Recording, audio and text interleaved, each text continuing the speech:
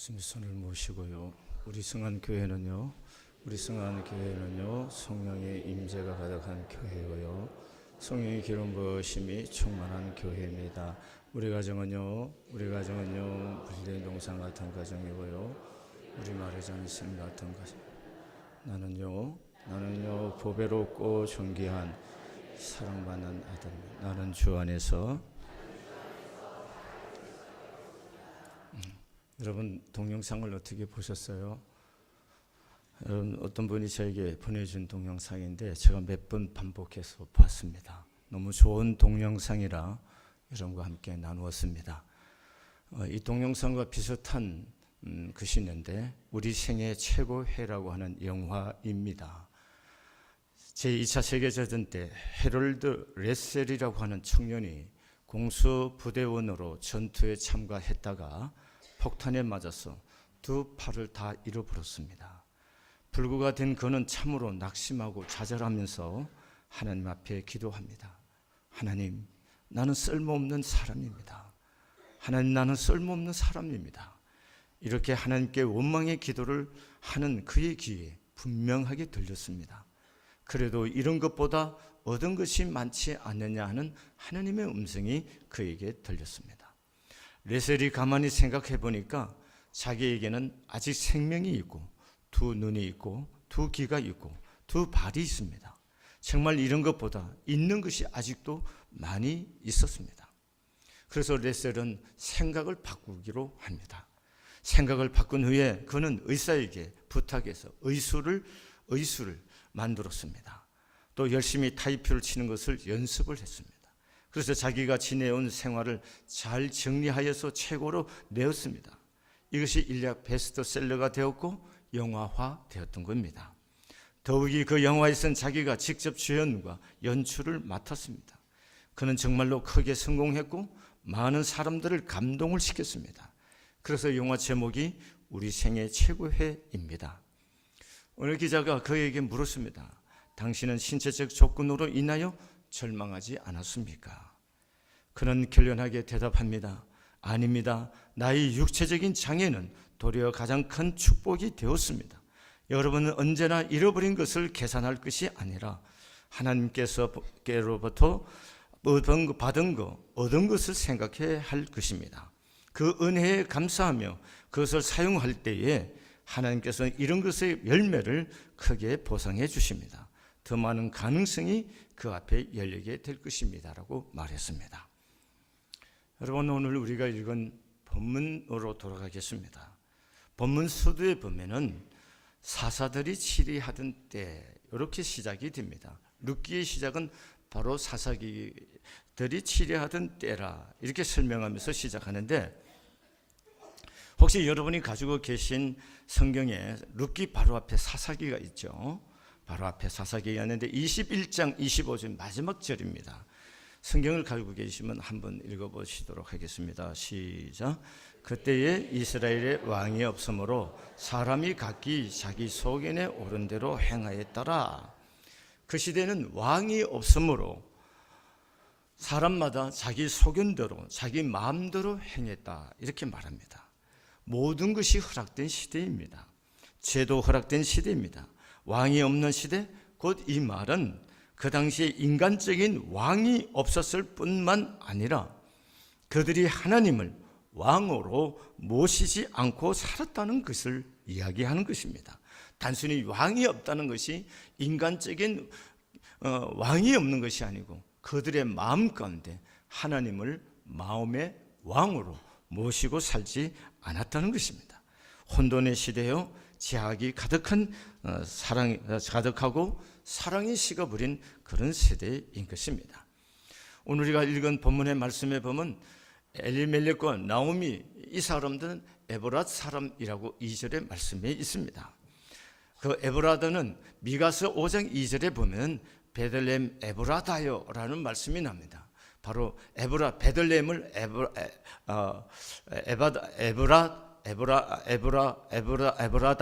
에브라다 이렇게 표현합니다.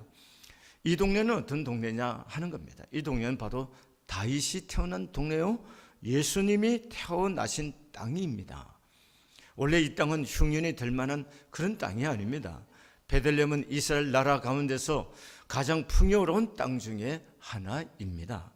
베들레헴은 원래 떡집이란 뜻입니다. 베들레헴, 떡집이란 뜻이에요.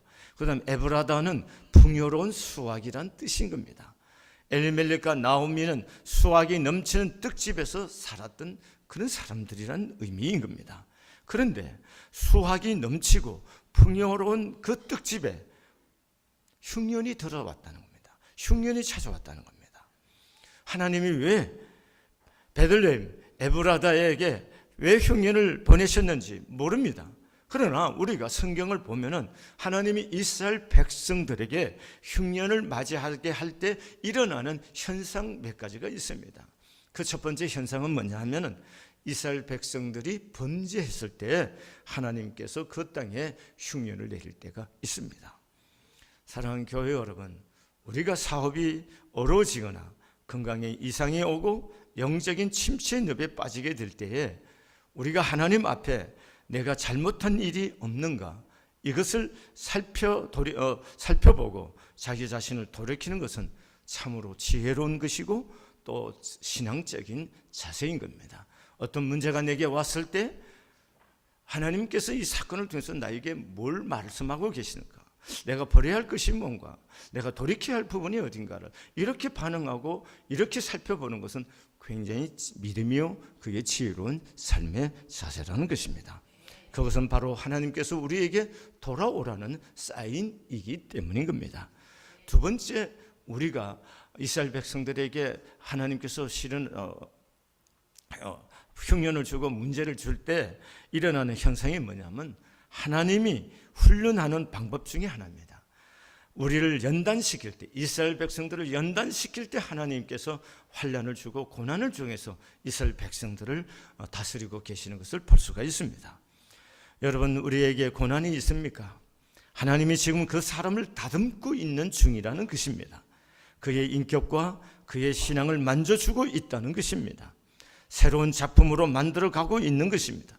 그의 영혼이 맑아지고 깨끗해지는 순간일 수가 있는 것입니다. 그래서 고난은 유익하다는 것입니다. 여러분, 고난이 닥칠 때 어떻게 하십니까? 어떻게 받아들이고 계십니까? 이게 굉장히 중요한 것입니다. 현대를 살아가는 우리들에게도 흉년은 있을 수가 있습니다. 베들레헴 에브라다에 흉년이 들었던 것처럼 우리 인생에도 하나님께서 흉년을 주시고 또 흉년이 들 수가 있다는 것입니다. 직장을 잃어버려서 생계가 막연할 수도 있고 금전적으로 전전긍긍할 수도 있습니다. 이 모두가 뭐예요? 경제적인 흉년을 만난 것이라고 볼 수가 있겠죠. 또한 건강에 자신을 잃어버릴 수 있습니다. 내가 혹시 이러다가 어떻게 잘못되는가 아닌가 하는 그런 생각을 할 때가 있습니다. 그때가 바로 건강에 흉년이 온 것입니다. 행복했던 가족관계가 깨어지고 부부관계 혹은 부모, 자식, 형제들의 관계가 깨어졌습니까?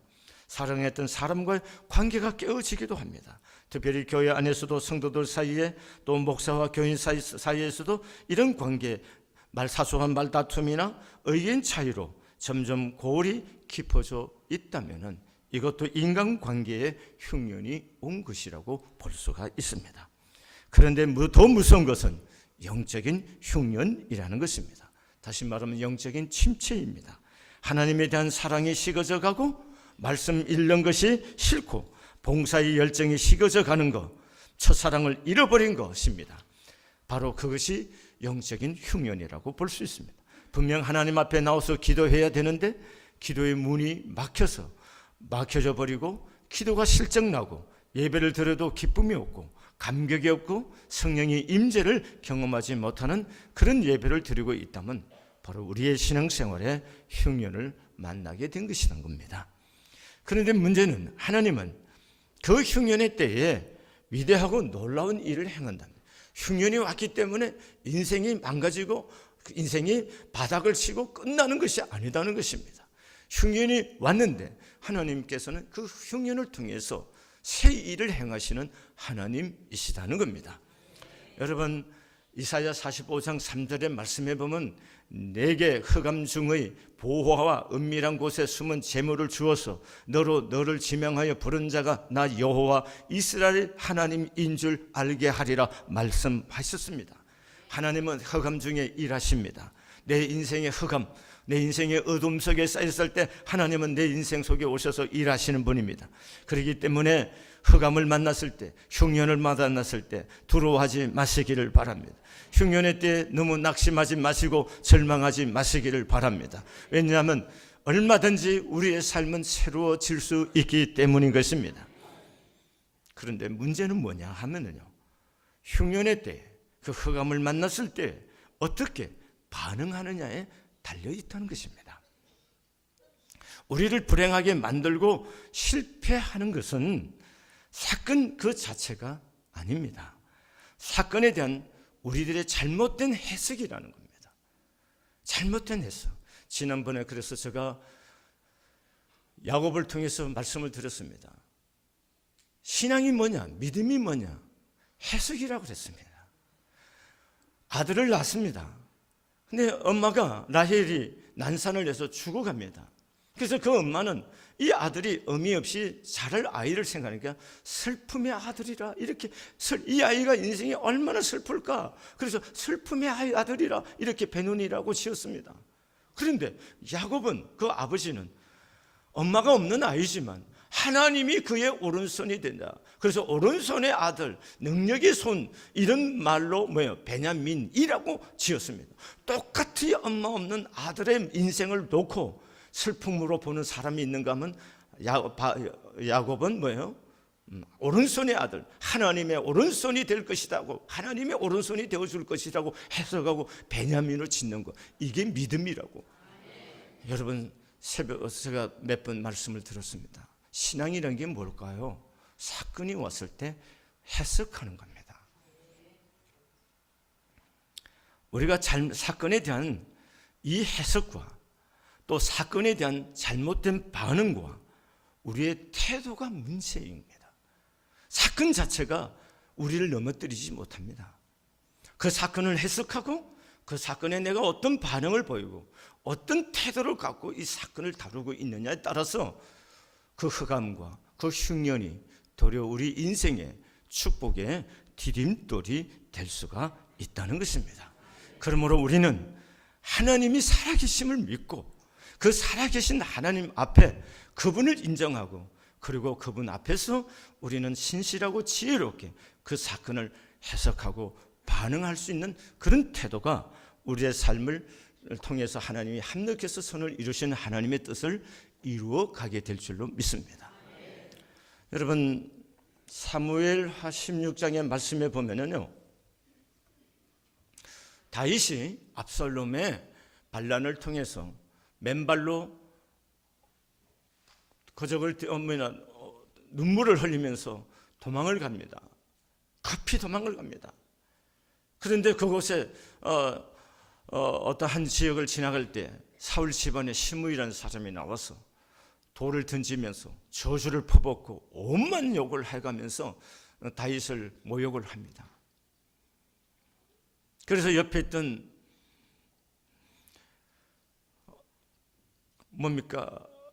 아비새가 저 개 같은 인간을 내가 가서 쳐 죽이겠다고 그럽니다.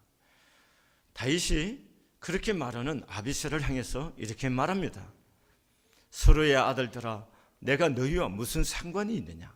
그가 저주하는 것은 여호와께서 그에게 다윗을 저주하라 하심이니 내가 어찌 그리 하느냐 할 자가 누구겠느냐? 또 다윗이 아비새와 모든 신하들에게 이르되 내 몸에서 난 내 아들도 내 생명을 해하려 하거든 하밀며 이 베냐민 사람이라 여호와께서 그에게 명령하신 것이니 그가 저주하게 벌어두라. 혹시 여호와께서 나의 원통함을 감찰하시리니 오늘 그 저주 때문에 여호와께서 선으로 내게 갚아주시리라. 여러분, 하나님이 시므이한테 야, 너 오늘 다윗이 지나갈 때 너 가서 내 대신 가서 저주해라. 하나님 그렇게 말씀했겠습니까? 시므이는 자기 감정을 따라 자기의 집안인 사울이 죽고 사울의 족속성에서 누군가 되어야 되는데 그 다윗이 도리어 왕이 되는 것 분이 삭히지 않았던 것 뿐이에요. 하나님의 섭리와 순리를 아는 사람이 아니고 단순히 혈육적인 생각만 갖고 반응했던 사람이에요. 그래서 화가 나서 다윗이 지나갈 때 저주하고 오만 돌멩이를 들고 티끌을 날리고 이런 짓을 한 겁니다. 그러나 이 사건을 다윗은 하나님께서 시므이를 통해서 다윗을 저주하라 그렇게 해석하는 겁니다. 그리고 그에게 보복하지 않는다는 겁니다. 그리고 12절에 이렇게 하면 여호와께서 나의 원통함을 감찰하시리니 오늘 그 저주 때문에 여호와께서 선으로 내게 갚아 주시리라. 여러분, 이것이 다시 믿음이 뭐냐는 거예요. 믿음이 뭐냐는 거예요. 생각해야 됩니다. 믿음이 뭐냐는 거예요. 우리가 믿음 생활을 한다. 도대체 믿음은 뭐냐는 거예요. 우리가 믿음 생활을 한다. 믿는다는 것은 여러분 믿습니다 그래서 믿는 것이 아니고 오늘 우리들의 삶 속에 구체적으로 믿음의 삶이 나타나야 믿음이라는 것입니다. 오늘 이렇게 여러분과 제가 만난 인생의 사건들을 좀 더 명료하게 하나님의 기쁘신 뜻 아래서 해석할 수 있으시기를 바랍니다. 그리고 하나님이 기뻐하는 방법으로 반응하고 태도를 가지면 합력해서 선을 이루신 하나님의 역사가 우리의 삶 가운데 이루어질 줄로 믿습니다. 오늘 본문에 나오는 아비멜렉은 자기들이 살고 있는 베들레헴이 흉년이 들었을 때 그곳에서 기다리고 그곳에서 하나님 뜻을 찾고 인내하지 못하고 다시 말하면 그곳을 떠나버렸다는 겁니다. 그것이 오늘 본문입니다. 1절에 그와 그의 아내와 두 아들을 데리고 모압 지방에 가서 거루하였는데 이렇게 말합니다. 여러분, 하나님이 통치하는 베들레헴이 아닌 자기들이 마음대로 살고 있는 모압 지방으로 왔답니다. 그럼 모압 족속은 어떤 족속이 있냐면은 여러분, 하나님께서 소돔과 고모라를 멸망시킬 때 하나님의 아브라함의 기도 덕분에 조카 롯이 건짐을 받습니다. 그런데 건짐을 받는데 롯의 아내는 뒤를 돌아봤다 소금 기둥이 되었고 롯의 두 딸과 아버지가 구원을 받습니다. 그런데 딸들이 우리 아버지가 자식이 없는데 우리가 자식을 이어주자 그러면서 아버지를 술을 마시게 해서 취하게 한 후에 두 딸이 아버지와 동침해서 난 족속이 누구냐? 모압과 암몬 족속입니다. 건친을 통해서 난 자녀들이. 여러분, 모압 족속은 또한 이스라엘이 광야를 거쳐 가나안 땅에 들어갈 때 이스라엘을 괴롭히고 거짓 선지자 발람을 불러서 이스라엘을 저주하려 했던 족속이 바로 모압 족속입니다. 이 모압 족속은 하나님을 섬기는 족속이 아니죠. 이렇게 하나님 앞에 저주를 받아서 여호와의 총회에 들어오지 못하도록 규정받은 족속이 바로 모압 족속입니다. 하나님이 여호와의 총회에 이 모압 족속은 들어오지 못하게 했습니다. 그런데 엘리멜렉과 나오미가 가족을 이끌고 지금 그 모압으로 들어갔다는 것입니다. 여러분, 깊이 영적으로 생각해야 됩니다. 우리가 2절에 보면 그 가장의 이름이 엘리멜렉이 나옵니다. 엘리멜렉의 이름의 뜻은 나의 하나님은 왕이다 하는 것입니다. 하나님이 나의 생애를 다스리십니다. 하나님은 나의 왕이십니다. 이렇게 고백하며 살았던 엘리멜렉이 흉년이 찾아왔다고 쉽게 하나님을 버리고 육적인 것을 따라가고 있습니다. 여러분 잘 생각해 보세요. 엘리멜렉의 마음속에 하나님이 없겠습니까? 있었어요. 그런데 베들레헴이란 곳은 어떤 곳이에요? 하나님이 통치하는 땅이에요. 하나님이 다스리는 땅이에요. 그래서 그곳에 흉년을 통해서 그 땅의 백성들을 다스리고 있는 땅이 바로 베들레헴의 땅입니다. 그럼 모압은 어디입니까? 모압은 지 마음대로 사는 거예요. 하나님의 통치, 하나님의 손길이 미치지 않는 거예요. 자기 마음대로 소견대로 움직이는 동네가 어디냐? 바로 모압이에요. 그러면 엘리멜렉 마음속에 하나님이 계시지만 지금 그 하나님이 다스리고 있는 베들레헴이 아닌 모압으로 오므로 마음속에 있는 하나님과 그의 삶 속에서 일어나는 모든 것은 전혀 다르다는 것입니다. 우리가 신앙할 때 이 부분을 놓쳐서는 안 된다는 것입니다.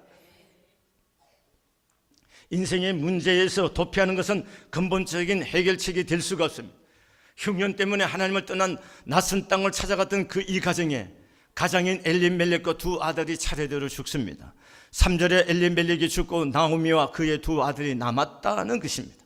5절 말론과 기론 두 사람이 다 죽고 그 여인은 두 아들과 남편의 뒤에 남았더라는 것입니다. 남았다는 말이 아주 중요합니다. 남겨진 이 가부들, 벌어진 이 여인들, 그 중에 누가 있습니까? 나오미가 있고 룻이 있습니다. 여러분, 룻은 여호와의 총회에 돌아오지 못할 것이라고 율법에 규정된 그런 모압의 여인입니다. 그런 모압의 여인이 여러분이 잘 알듯이 메시아의 족보에 돌아올 뿐만 아니라 다윗의 뭡니까? 정조모가 되는 것을 볼 수가 있습니다. 여러분, 여호와의 청에 돌아올 수 없는 룻이 구원의 족보에 들어오고 메시아의 족보에 들어오는 것, 이것은 바로 하나님의 절대적인 은혜요, 축복임을 알 수가 있습니다. 룻이 특별하고 탁월하기 때문에 그가 메시아의 족보에 들어오고 구원받는 이스라엘 민족이 될 수가 있었던 겁니까? 아니올시다. 그가 그것을 간절히 염원했기 때문에 그렇게 될 수 있었던 겁니까? 아닙니다. 하나님의 전적인 은혜인 것입니다. 우리 인생의 가장 중요한 것이 뭐냐? 하나님의 은혜라는 겁니다. 여러분과 제가 지금 여기에 존재하는 이것 자체가 하나님의 은혜입니다. 내가 무엇을 하고 그래서 내 행위로 뭔가를 하나님을 감동시키고 하나님 그 마음을 내려놓기 전에는 우리 모두는 하나님의 이러한 은혜를 알 길이 없습니다. 여러분, 우리는 하나님의 그 놀라운 계, 다시 말하면 룻이 하나님의 백성이 여호와의 총회에 들어가고 구원받는 백성이 되고 메시아의 족보에 드는 이 영광스러운 하나님의 계획을 알았겠습니까? 몰랐겠습니까? 몰랐죠. 그러면 여러분, 우리 인생도 마찬가지예요. 우리 인생이 내일 우린 잘 모릅니다. 알려고 할 필요도 없습니다. 그것은 하나님의 주권이 속한 것입니다. 하나님이 내 인생에 대한 놀라운 계획을 갖고 있고 우리는 그 계획을 다 모르지만, 그러나 지금 여기서 우리가 해야 할 일은 있다는 것입니다. 이것을 우리는 잊지 말아야 됩니다. 그 해야 할 일 첫 번째가 뭘까요? 6절 말씀 보도록 하겠습니다. 시작. 자기 백성을 돌보시사 그들에게 양식을 주셨다 함을 듣고 이에 두 며느리와 함께 일어나 모압 지방에서 돌아오라고. 아멘. 자, 일어나 모압 지방에서 돌아오러 와요. 누가 하고 있습니까? 나오미가 하고 있는 겁니다. 그러면 여러분, 내 인생의 미래에 대해서 우리가 다 모르지만 우리가 해야 할, 지금 여기서 해야 할 첫 번째 일들은 뭐냐는 거예요. 내가 지금 흉년을 만나고 흑암 중에 있는 삶이라 하더라도, 그리고 내일의 내 인생에 내가 어디로 가야 될지, 무엇을 해야 될지 아무것도 모르는 칠흑 같은 어둠 속에 갇힌 사람이다 하고 그런 환경 속에 있다 할지라도 지금 내가 해야 할, 여기서 해야 할 일은 뭐냐? 주께로 돌아서는 겁니다. 다시 하나님께로 돌아가는 삶, 거기서부터 모든 새로운 삶이 시작이 된다는 것입니다. 하나님의 나를 향한 계획과 그 은혜를 다 몰라도 지금 여기서 내가 해야 할 일은 일어나 돌아가는 것, 그것이 여러분과 제가 해야 할 일입니다. 여러분, 나오미가 고향으로 돌아갔을 때 생각을 한번 해보세요. 도랑으로 돌아갔을 때, 아이고 나오미 갔다 뭐 잘 될 줄 알 때 뭐야 이거 아들 남편 잡아먹고 아들 다 잡아먹고 혼자 왔냐 뭐 어쩌고. 사람 사는 동네는 비슷하지 않을까요? 그런 나오미가 돌아갔을 때 뭘 생각해야 됩니까? 고향에 갔을 때 겪을 수치와 모멸감이 있을 수 있지만 그럼에도 불구하고 돌아가는 결단이 있어야 된다는 거예요. 오늘 여러분과 제가 하나님께로 마음으로부터 돌아가는, 몸이 여기 있느냐 없느냐 중요한 것이 아니잖아요. 우린 여기 있어도 마음이 떠날 수 있는 거잖아요. 그러면 중요한 것이 뭐냐? 마음으로도 하나님께로 돌아가는 거, 하나님께로부터 돌아가는 거. 여기 이게 우리의 신앙 회복과 하나님의 나를 향한 하나님의 놀라운 미래의 계획들이 이루어지는 첫 단추가 된다는 사실을 잊지 마시기를 바랍니다. 여러분, 첫사랑으로 돌아갈 수 있기를 바랍니다. 예수를 만났던 그 처음의 자리로, 주님을 사랑했던 그 처음의 자리로, 처음에 직분을 받았을 때 그 감격했던 그 자리로, 처음에 직임을 받고 하나님을 사랑했던 그 자리로 우리가 돌아가는 거. 거기서부터 내 삶의 회복이 시작되고 하나님의 축복이 시작이 된다는 거 잊지 마시기를 바랍니다. 그다음에 성경을 우리 한번 다시 보도록 하겠습니다. 18절을 한번 보겠습니다. 시작. 나오미가 룻이 자기와 함께 가기로 굳게 결심함을 보고 그에게 말하기를 그쳤더라. 자, 보세요. 두 번째 우리가 가져야 할 삶의 태도들이 뭐냐? 삶이 회복되고 흑암에서 흉년에서 축복으로, 은혜로 하나님이 놀라운 계획이 내 인생에 이루어질 수 있는 비결이 뭐냐는 겁니다. 굳게 결심하는 것, 이게 중요한 겁니다. 결심이 중요한 것입니다. 여러분, 하나님의 놀라운 계획을 룻이 다 이해하고 있었겠습니까? 다 이해 못했습니다. 근데 보세요, 16절과 17절을 같이 보겠습니다. 시작. 룻이 이르되 내게 어머니를 떠나며 어머니를 따르지 말고 돌아가라. 강권하지 마옵소서. 어머니께서 가시는 곳에 나도 가고 어머니께서 머무르시는 곳에서 나도 머물겠나이다. 어머니의 백성이 나의 백성이 되고 어머니의 하나님이 나의 하나님이 되시리니 어머니께서 죽으시는 곳에서 나도 죽어 거기 묻힐 것이라. 만일 내가 죽는 일 외에 어머니를 떠나면 여호와께서 내게 벌을 내리시고 더 내리시기를 원하였나이다. 여러분, 우리가 삶이 회복, 흉년이, 흑암이 도리어 축복의 삶으로 회복될 수 있는 비결이 뭐냐는 거예요. 지금 여기서 하나님께 대한 믿음을 새롭게 해야 된다는 겁니다. 어머니 하나님이 내 하나님이시다는 거예요. 이 믿음 새롭게 해야 됩니다. 믿음이 도대체 뭔가요? 믿음이 도대체 뭐냐고요?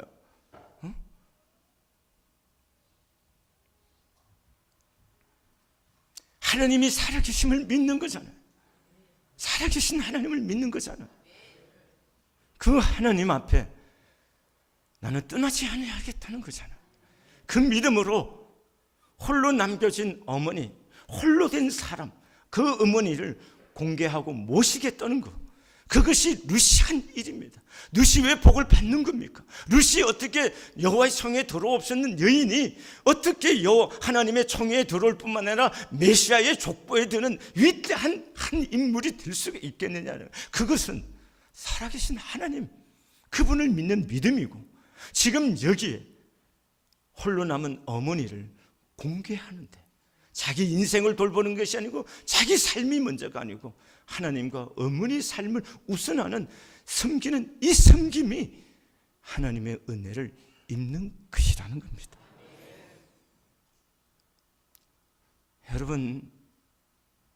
여러분이 정말 하나님이 살아계심을 믿습니까? 제가 이번 주간에 금식을 하려고 합니다. 왜냐하면 우리 교회에 반복되는 악한 원수들이 있어요. 사탄의 역사가 있어요. 이 사슬을 끊기 위해서는 이 정도의 기도는 아니 된 것 같아. 그래서 금식하면서 이번에는 어떻게 하든지 이 원수마귀의 진을 완전히 파해서 거룩한 성령 하나님이 이 교회의 주권자가 되고 하나님의 영광이 나타나는 교회로 세우고 싶습니다. 여러분이 뜻을 세우시고 저와 함께 최소한 여러분 3일 정도만 여러분이 금식하면서 우리 교회 안에 뿌리 깊게 박혀있는 이 불신앙과 그역의 악한 원수마귀의 진들이 파해질 수 있도록 여러분 기도에 동참해 주시기를 부탁을 드립니다. 이것은 저를 위해서도 아닙니다. 왜냐하면 이 교회가 하나님의 교회이기 때문에 하나님의 교회, 하나님의 이 일이 방해받는 이 일을 더 이상 방치할 수가 없다고 제가 판단되었기 때문에 40일 금식 우리가 기도하는 가운데 하나님께서 이 마지막 한 주간 동안 하나님 앞에 금식하면서 우리들의 삶에 뿌리 깊게 우리의 삶을 무너뜨리고 사는 이 사탄의 진들을 파하는 이런 생명을 건 기도를 해야만 될 줄로 믿습니다. 사람이 문제가 아닙니다. 저는 사람을 보는 것이 아닙니다. 사람 누구가 믿고 누구가 싫고 그런 문제가 아닙니다. 끊임없이 뒤에서 이렇게 교회를 해하고자 하는 사탄의 세력을 보는 거예요. 어둠의 권세들을 보는 겁니다. 저는 그걸 보고 있는 것이 누가 싫고 누가 믿고 이런 개념, 이런 문제 아니올시다. 이번에는 어떻게 하든지 이 사탄의 사슬을, 진을 파해서 이 성한 교회 거룩한 성령의 임재와 능력이 있고 하나님이 살아계심이 우리의 삶 가운데 생생히 보여질 수 있는 거룩한 교회를 세우고 싶습니다. 여러분 동참해 주시기를 부탁을 드립니다. 여러분과 제가 해야 할 일들이 뭐예요? 섬김입니다. 지금 이 자리에서 살아계신 하나님을 믿고 지금 이 자리에서 여러분이 나오미 그 어머니 뭐 떠난다고 해서 누가 욕할 사람 어디 있겠어요? 오르바 큰 며느리는 떠나갔는데 누가 정죄하지 않아요. 누가 얘기하지 않아요. 그러나 나오미가 왜 있는 거예요? 어떤 의무나 어떤 관계에 매인 것이 아니잖아요. 그가 하나님을 믿고 사랑하고 지금 어머니를 공개하겠다는 주신 은혜의 감동에서 그 일을 할 뿐이잖아요. 그 일을 한다고 누구 박수 쳐준 사람 없어요. 그럼에도 불구하고 그 일을 하겠다는 거잖아요. 그 결심이 굳게 세워져 있다는 것이죠. 그 하나님은 그걸 보신 거라는 거예요. 그 속에 하나님의 역사가 있다는 것입니다. 여러분, 우리가 하나님을, 살아계신 하나님을 두려워하고 믿고 정말 하나님을 하나님답게 하나님의 섬김이 필요한 자리에서 섬길 때에 우리가 하나님의 은혜와 복을 담는 그릇이 준비되어서 간다는 사실. 그릇이 준비되지 않는데 어떻게 여호와의 은혜가, 여호와의 복이 담겨지겠습니까? 오늘 여러분과 저의 삶 속에 누시 만들었던 그 은혜와 축복의 그릇이 여러분과 저의 생애 속에도 만들어질 수 있는 은총의 시간이 되기를 바랍니다. 그 다음에 20절, 21절 보도록 하겠습니다. 시작. 나오미가 그들에게 이르되 나를 나오미라 부르지 말고 나를 마라라 부르라. 이는 전능자가 나를 심히 괴롭게 하셨습니다. 내가 풍족하게 나갔더니 여호와께서 내게 비어 돌아오게 하셨느니라. 여호와께서 나를 징벌하셨고 전능자가 나를 괴롭게 하셨거늘 너희가 어찌 나를 나오미라 부르냐 하니라. 이 사건, 이 본문의 나오미의 고백 속에서 우리가 뭘 느낄 수 있습니까? 부하게 나갔는데 다 잃어버리고 다 홀로 혼자 이제 과부가 되어서 돌아왔죠. 이 모든 것들 누가 했다는 겁니까? 누가 했다는 거예요? 하나님이 하셨다는 거잖아요. 그러면 여러분과 저의 삶 속에서 정말로 우리가 신앙한다는 게 뭐냐? 하나님을 인정한다는 겁니다. 이게 신앙이라는 거예요. 무엇이 신앙입니까? 믿음 생활이라는 게 도대체 무엇인가요? 하나님이 살아계심을 인정하지 않다면 그게 무슨 믿음인가요?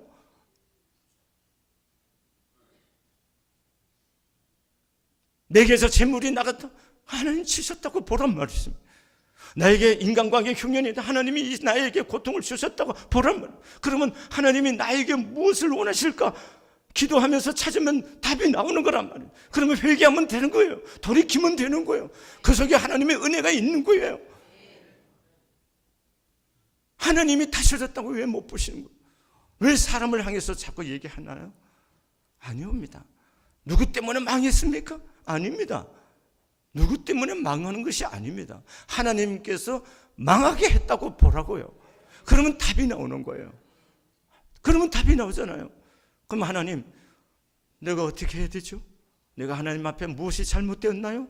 그렇게 물을 거 아니에요. 그러면 나를 보는 시간이 생긴다고요. 그럼 나 안에 하나님 기뻐하지 않는 모습들을 내려놓을 수 있잖아. 하나님, 이런 부분에 내가 잘못한 것 같습니다. 용서해 주세요.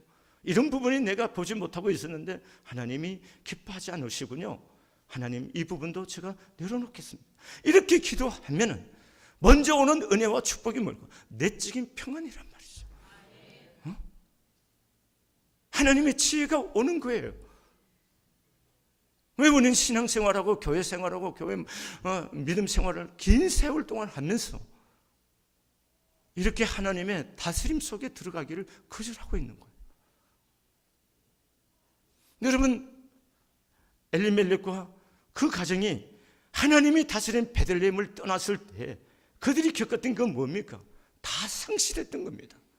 여러분, 우리가 내 마음대로 하고 내 고집대로 하고 내 자존심 세우고 내 감정대로 충실하게 하면 다 잘 될 것 같으지만 세월이 가고 나면은 남는 것이 무엇이 있을까요? 아무것도 없습니다.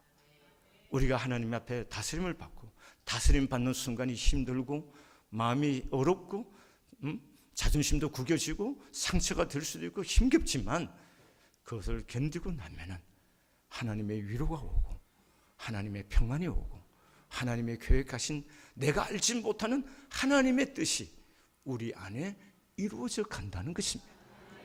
여기는 하나님이 주관하신 하나님이 통치하는 교회입니다.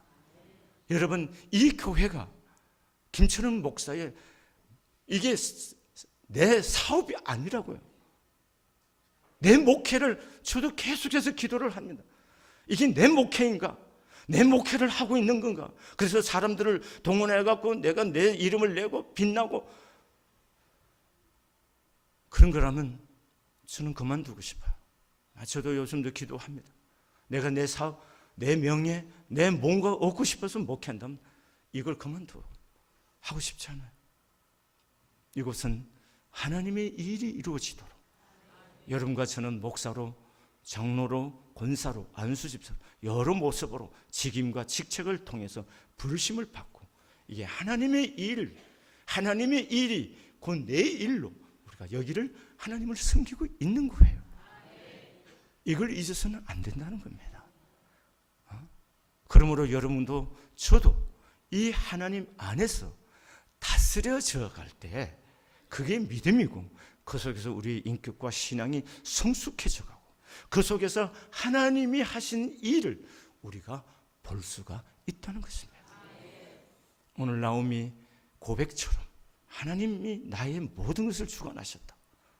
이것을 인정하시고 그대로 받아들일 수 있는 그런 믿음과 용기를 가질 수 있기를 바랍니다. 찬송 한 장 부르시겠습니다. 이 길 그대로입니다. 주님 다시 오실 때까지.